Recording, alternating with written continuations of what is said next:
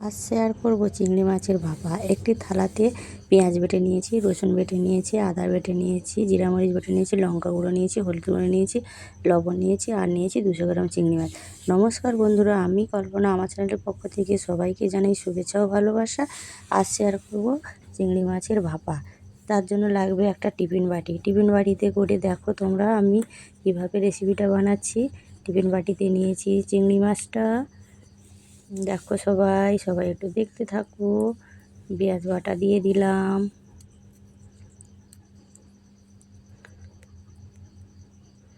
রসুন বাটা দিয়ে দিলাম, আদা জিরা মরিচ বাটা দিয়ে দিলাম, আদা বাটা দিয়ে দিচ্ছি।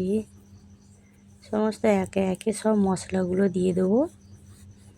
সবাই একটু দেখতে থাকো। লঙ্কা গুঁড়ো,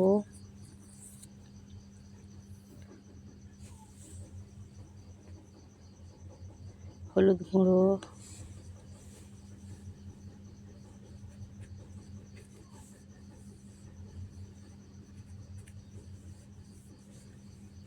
লবণ দিয়ে দিলাম, তারপরে দিয়ে দিচ্ছি সরষের তেল। পরিমাণ মতো সরষের তেল দিয়ে দিলাম, দিয়ে একটা চামচের সাহায্যে ভালো করে মাখিয়ে নিতে হবে। দেখো মাখিয়ে নিয়েছি। মাখানোতে কালারটা কত সুন্দর হয়েছে দেখো বন্ধুরা।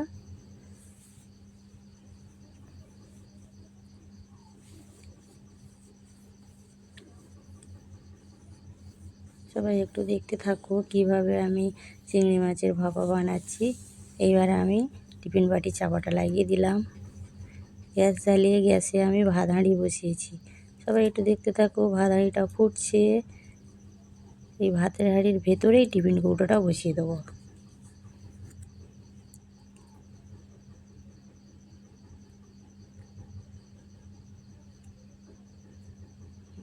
ভাতের হাঁড়ির ভেতরে টিফিন কৌটোটা বসিয়ে দিলাম।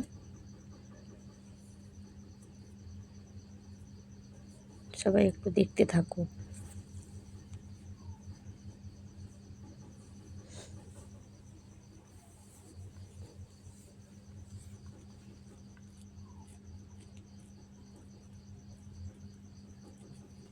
ভাতের হাঁড়ির চাপাটা দিয়ে দিলাম।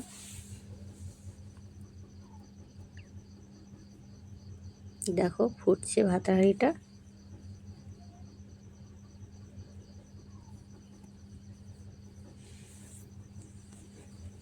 তোমরা হয়তো বিভিন্ন রকমভাবে বানিয়ে খাও। আমি যেভাবে রেসিপিটা বানাই সেইটা তোমাদের সামনে আর শেয়ার করলাম। দেখো কালারটা কত সুন্দর হয়েছে। গরম মশলার গুঁড়ো দিয়ে দিলাম,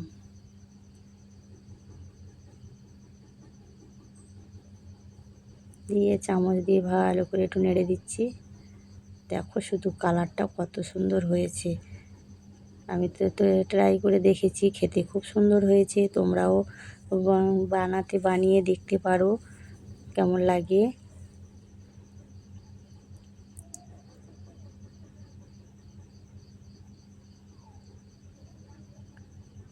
গরম মশলা দেওয়ার পরে একটুখানি ঢাকা দিয়ে দিলাম।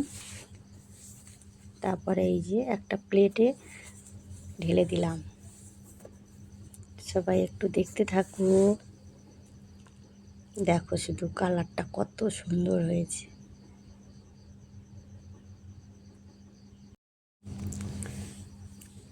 তোমাদের যদি ভালো লাগে একটু লাইক কমেন্ট করে আমার পাশে থেকো। সবাই ভালো থেকো, সুস্থ থেকো, নিজেদের যত্ন নিও। এখানে রেখে দিলাম। টাটা।